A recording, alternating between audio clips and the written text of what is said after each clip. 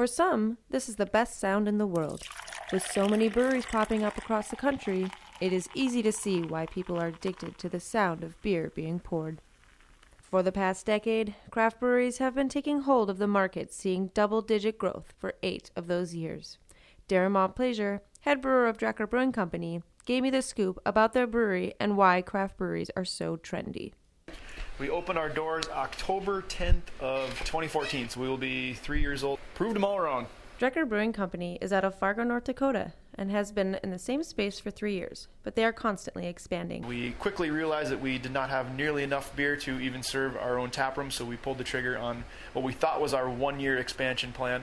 I think we were just over a month, 2 months old when we started looking at the financials to see if we could even pull it off. When tanks 3 and 4 showed up, they were brewing 4 times a week, allowing them to open distribution and really start cranking out the beer.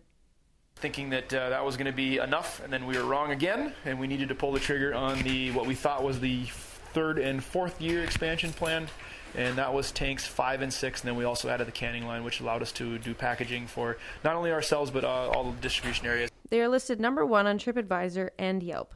When people travel, they look to these sites to help them find the best place to visit. Kelly Sullivan and Carl Brugler from upstate New York are 2 examples of many people taking advantage of the local craft beer scene. They travel to Fargo to seek out new and interesting brews. We love beer. We've actually been traveling to go to breweries for a very long time. So we've tried to hit places all over the country, big and small.